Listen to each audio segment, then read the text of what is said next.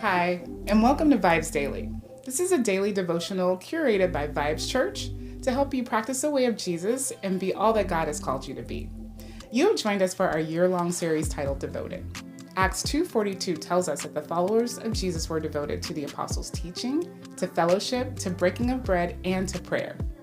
This podcast was created to provide context and commentary for what you read each day. Just before our friends begin discussing today's reading, we want to invite you not only for fellowship, but for prayer as well. We have created the VIBEZ Daily chat group to offer you fellowship and a community where you can state your observations, ask questions about the reading or the podcast. You can join us by downloading the VIBEZ Church app in your favorite app store. Click Join the Conversation and join us today.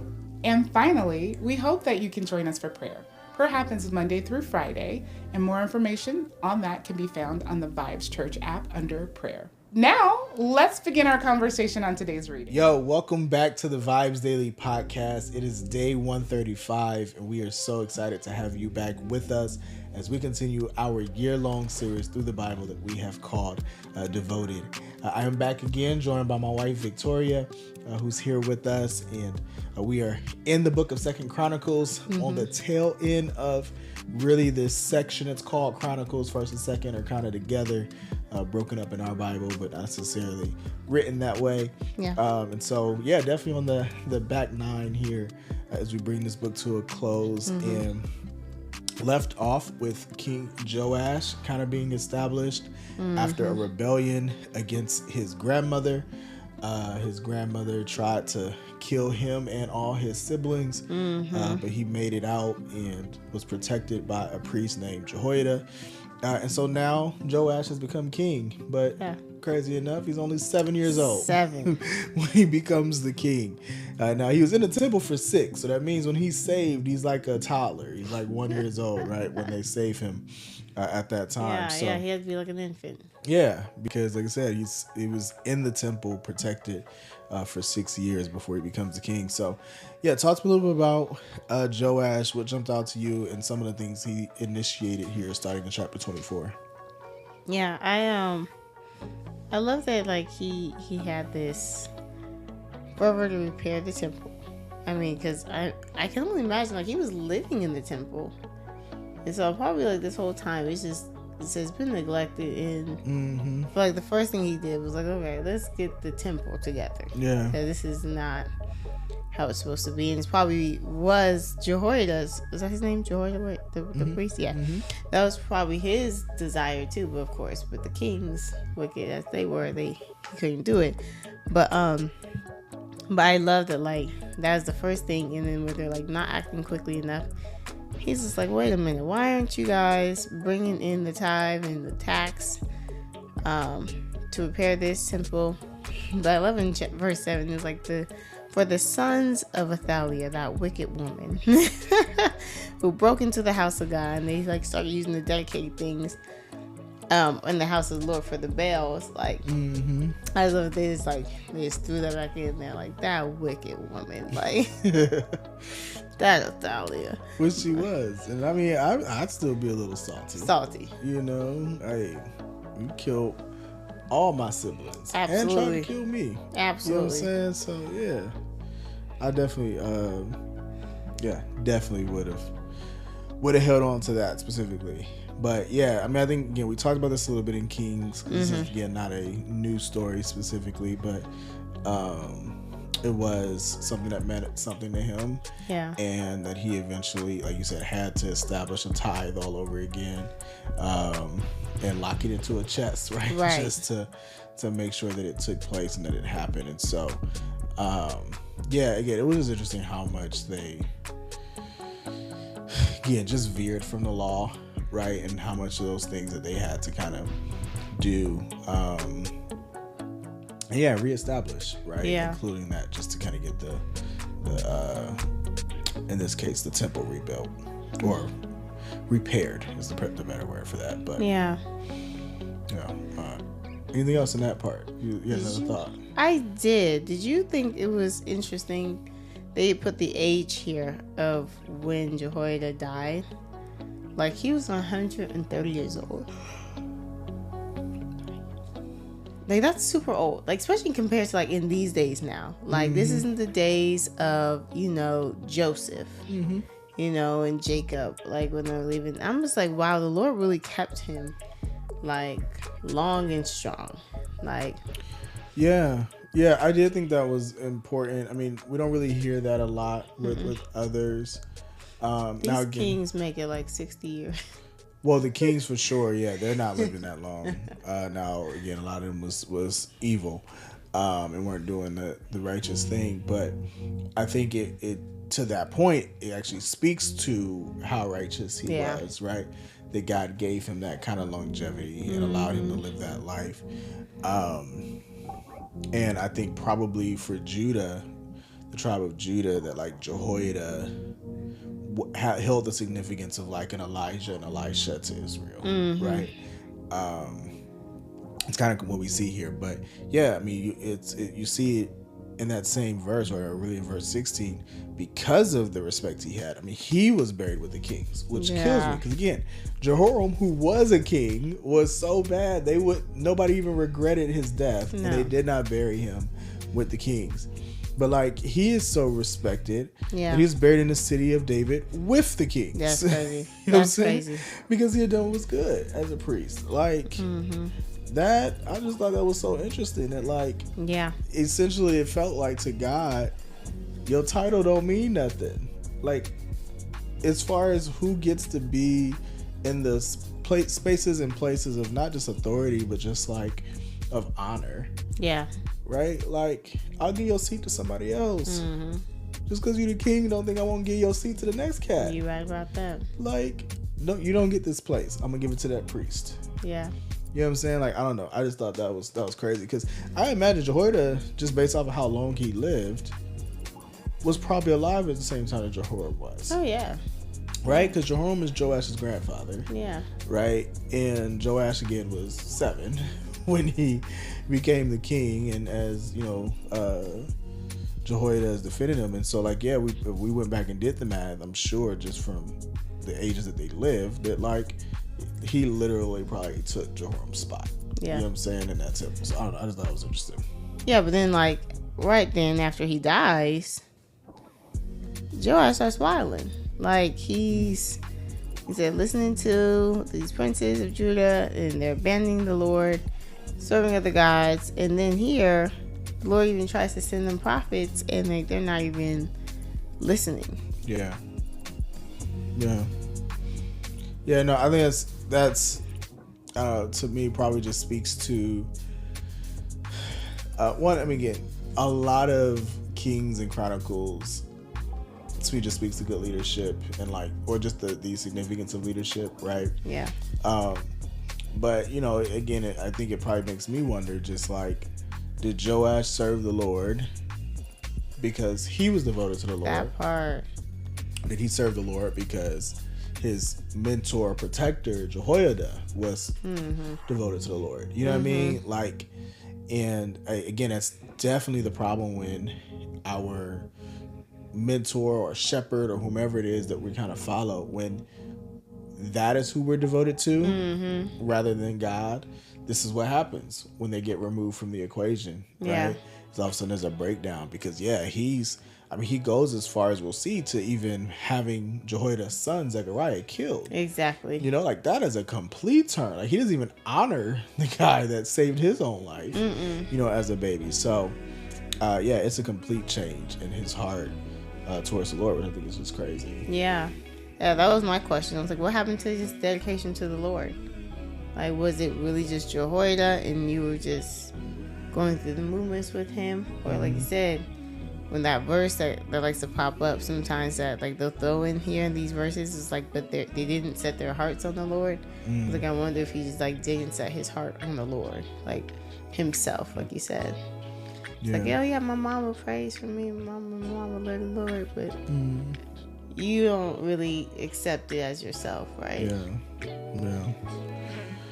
Well, on the way to his death, Zechariah kind of yells a quick like accountability curse of like, hey man, let the Lord's, he said, you have justice, as mine says, may the Lord see and demand an account. So, an eye for an eye kind of situation. And Yeah, that's what happens. Man. That's what happens. Arameans or the Syrians, depending on which version you're reading. Man, they kill Joash. Anything you found interesting kind of at the end of 24 before we go into 25? I do love just this whole chapter 24 because we get so much that's not in 2 Kings. 2 Kings 12 and stuff. Like when it goes to this story, we really even don't even get this, how bad Joash has turned. You know, this whole stoning, we don't get this whole assassination and how they like why they killed him, because it says like they killed him because of the blood of the son of Jehoiada the priest, right? And so we don't even get all that here, which is interesting because in the Chronicles, I would expect Chronicles to just be cutting stuff out. Yeah, because they're good for, yeah, they're good for cutting out the bad things. But they show it here, so yeah, that was all for me though. Yeah. Which I mean, I guess.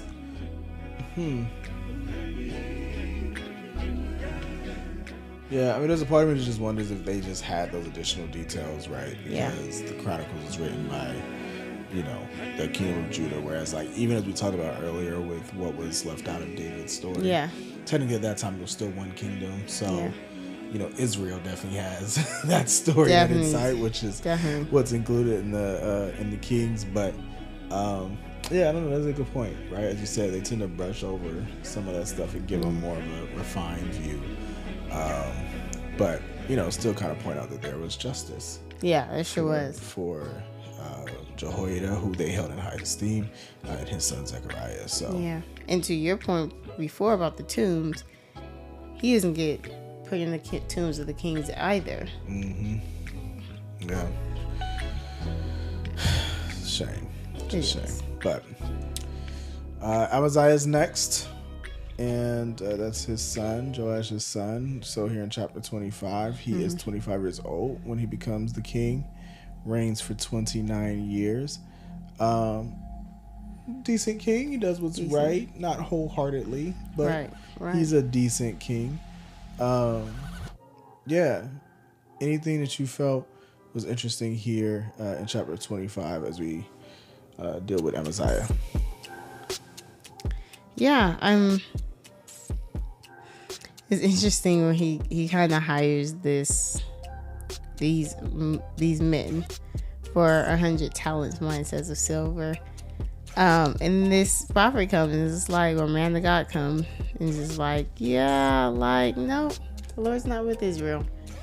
They can't come. I think it's interesting that like the Lord was really clear, like who he was for and who he wasn't. It's like not everybody can tag along. Like the Lord's about to bless you and deliver you. Don't bring along these people that the Lord is just not favorable towards right here. Like they can't tag along into the blessings of the Lord that he has for you. Yeah. Which I'm sure is probably could be like a real popular preaching topic. You know. Yeah, we in church, man.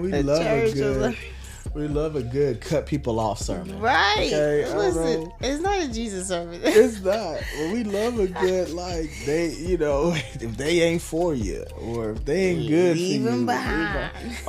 Especially a good watch night service. Leave them in 2024. That's so funny. We going into 2025 and we releasing them. Just freedom. Right. Let them go.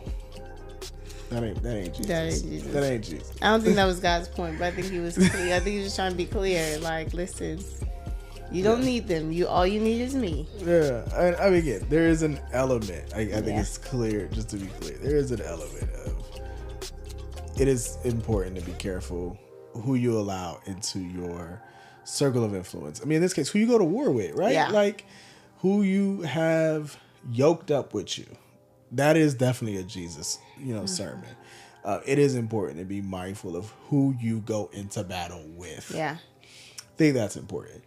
And so I think we can take that away.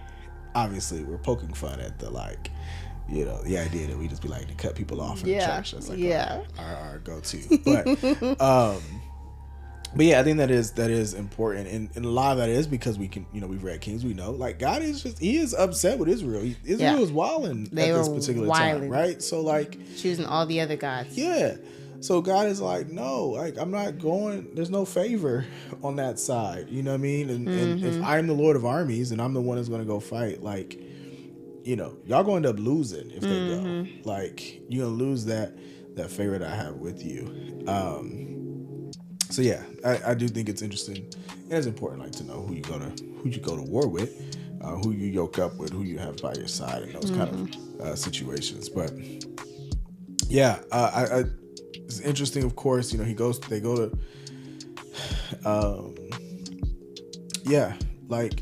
goes after the people of Edom, and then shortly after tries to go after, at war with Israel, right? With King Jehoash. But just before we get to that, was there anything else like in this kind of war against Edom that jumped out to you? Yeah, I think in the same vein of like, he said, wanting to go with these Israelite troops, but he paid for them.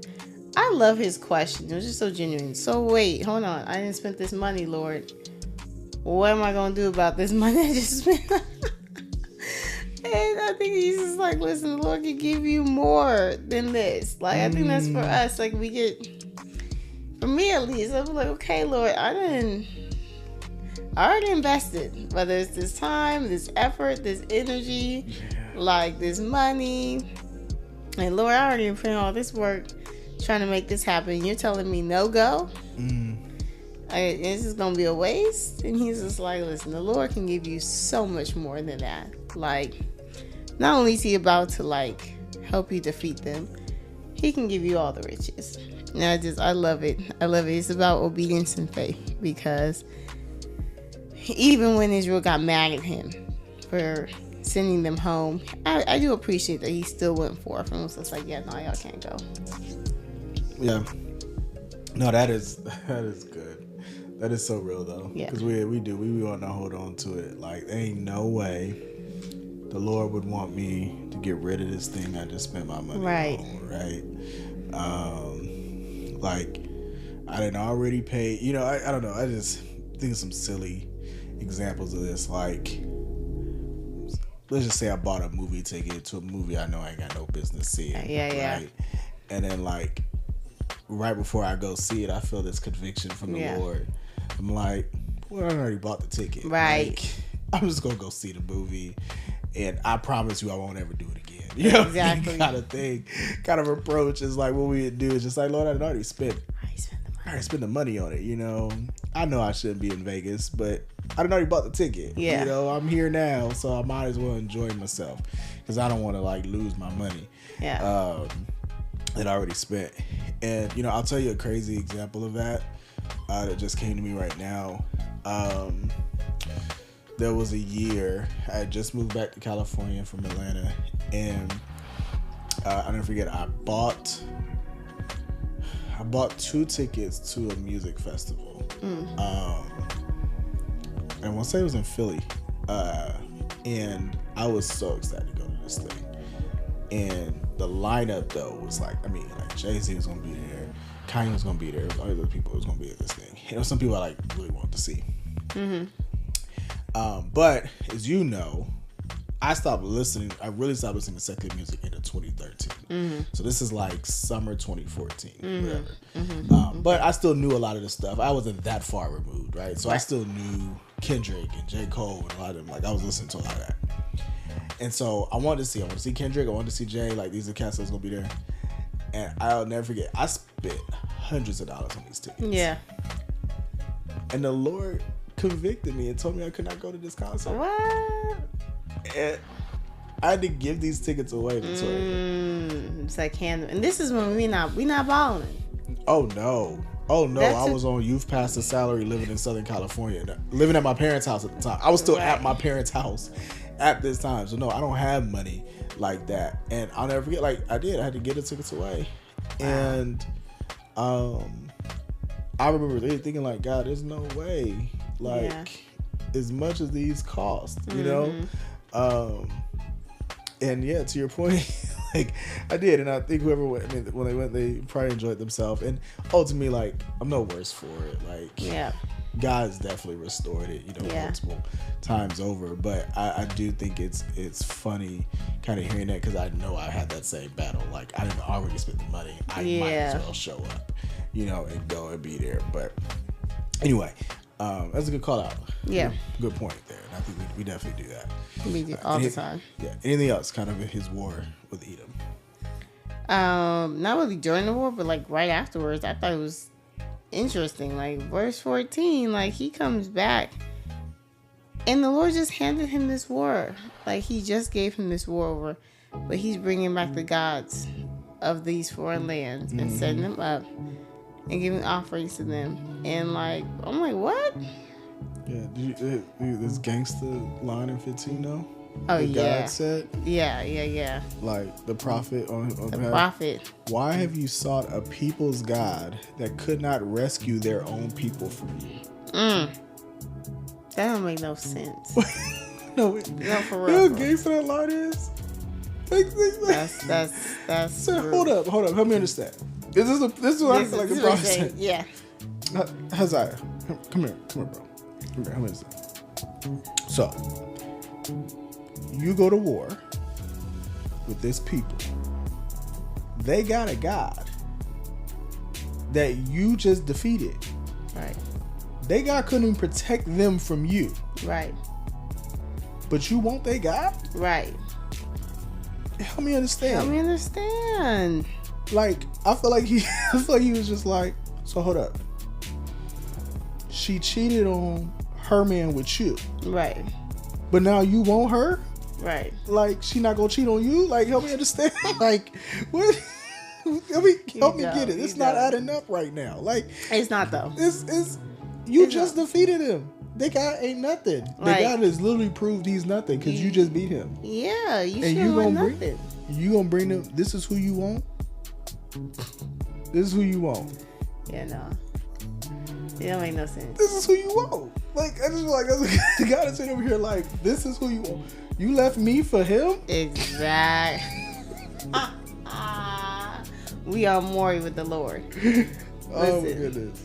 You left me for him. That's what I'm saying. This one. He couldn't give you nothing.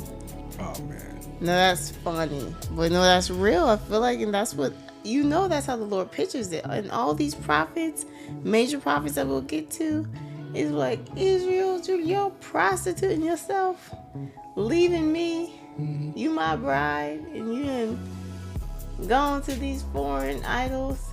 Yeah. And been, it really is Maury like. That's okay. It's Jerry Springer. Give me Jerry. That's what we do.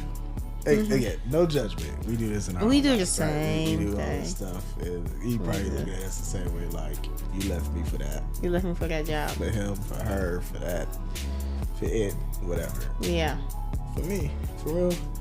Yeah. I think I ain't done nothing for you. I ain't never saved you. Yeah. Ain't never delivered you. I have. Ain't provided nothing for you. I have. You know what I'm saying? Like, I don't know. I think it's interesting how often the Lord brings prophets. Like, yeah, he doesn't listen to them. Yeah. He doesn't listen to them at all. Yeah. But going into 25, like I say, he takes this ill-advised attempt at the king of Israel. I just love, we talked about this last time we read this story. It's just kind of like, he's gangster too. yeah, just take your little self over there. Don't come over here. Listen. Stay on your side of the playground. Yeah. Don't come over here and have this conversation with me. You already you think because you won that little war over there, you gonna come after me? Don't act like that. And it's always that's funny, but yeah. You need to jump out into 25 before we get to 26. I think the Lord is. I love the writers in Chronicles because the way they speak of these circumstances is not just circumstances. They always say like, the Lord roused the spirit of such and such, or it was of God.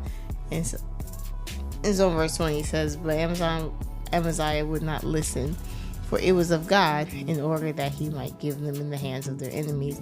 And so I do see that, like, these things that are occurring, I think the author is making it clear that, like, this is not just coincidence, right? Like, these events.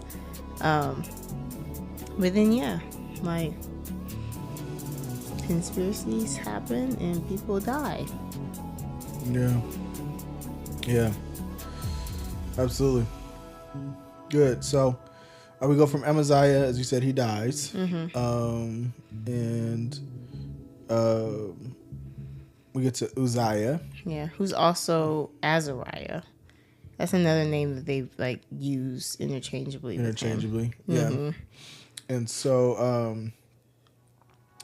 we get all of chapter 26 is essentially about what he accomplishes, as well as, you know, the disease that he the skin disease that he has, where he lives in quarantine, which we also referred to back in 2 Kings. But anything that you felt was unique or different here in chapter 26 in Uzziah's life? Yeah, I think it was interesting that he did what was right, but it says that, like, he only set himself to seek God in the days of Zechariah, this prophet, you know. So I think it was interesting, because I'm just like, wait a minute, like, in these days only? We see he has a downfall later on, but, like, yeah, I just think that was interesting. But I do love, once again, he goes to war with the Philistines and stuff, and in verse 7 says, and God helped him against the Philistines. And so, like, I do love that God's still showing up, still helping his people. Yep. And I'm exhausted for the Lord. At this point, I'm exhausted for him. Yeah. All right, guys. Yeah. And I don't know if we give enough, to your point, like, not just on, like, we've talked some about his patience with us and, you know, his faithfulness. As you said, I don't know if we give enough attention to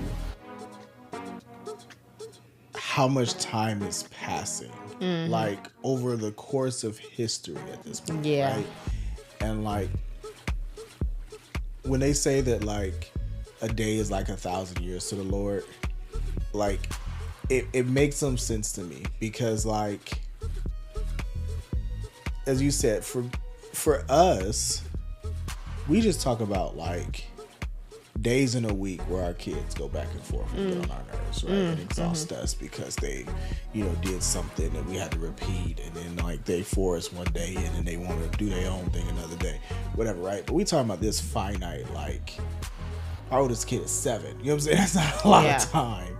And we've had to really endure any type of, like, patience with them, and low key by 18, 19, 20, they're going to kind of be on to the next thing. And even if we live, you know, to see them get to their 50s, 60s, whatever, like, that's still one lifetime. You're right. God has been dealing with these stiff-necked people, as he likes to call them, for generations, from Exodus. Right. Like, Exodus. Now, again, from humanity back to Genesis, but, like, let's just deal with this people. Right. From Exodus. Right.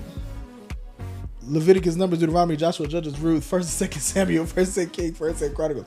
Like, from Exodus, he's been dealing with this stiff-necked people. Yep. Hundreds of years. It's going back and forth, and nobody wants to fully commit to him and do it. And so, to your point, like, the fact that, yes, he is still showing up, fighting their battles. My goodness. It don't make no sense. Shit, like you said, you talking about you exhausted for the Lord. Like, that's crazy. It's crazy.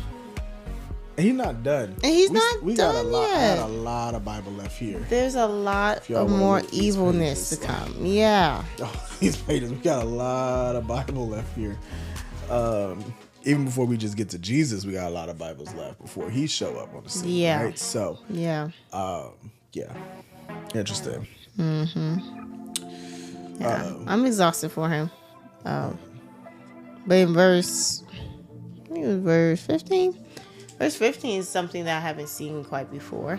is like this machinery for warfare. We've talked about sling stones, and we've talked about arrows and swords, and I think it was interesting is like, and now he made machines to be on the towers and the corners to shoot arrows and great stones, and so it looks like they kind of have like catapults and stuff now. Like I was like, oh, look at them. Yeah. Upgrading their artillery. Yeah.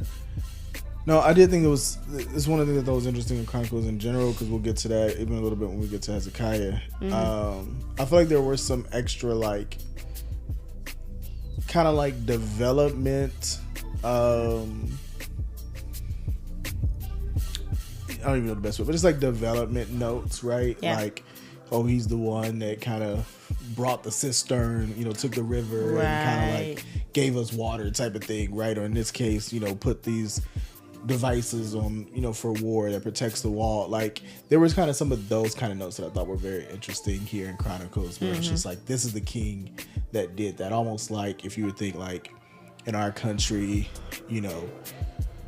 FDR, who in the Great Deal, who helped build all these different things to get us out the recession. And this is the president that freed the slaves. And this is the president that, that brought us into the best economic, season of our lifetime or whatever, right? Like, it was almost like some of that's kind of included. Like, this is the king that gets credit for those kind of advancements as well, which I thought was interesting. Yeah. But yeah, so I'll get to end out here, kind of starting at verse 16. Yeah. We heard about this disease in the Kings, right? That he had this skin disease that kept him in quarantine to where his son kind of had to reign. We get more detail here in 26 and kind of how it played out.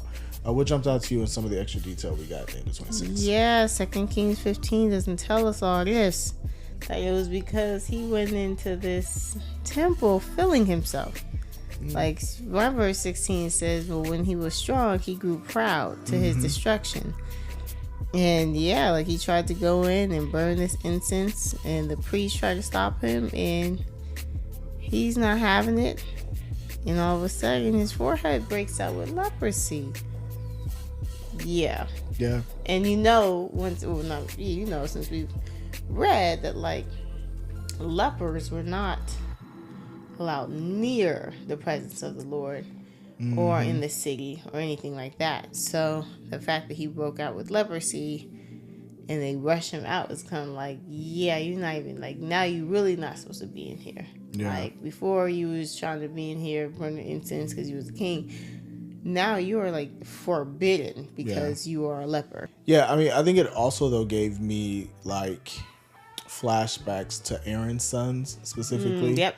And, like, the unauthorized fire. Because, like, I also thought to myself, like, how interesting it is. Of course, they kind of just dropped dead. Right. But instead, the punishment was slightly different for this king, right? And then he has the skin disease instead. And it's like, it's still, again, banished him from his presence, but didn't kill him. Yeah.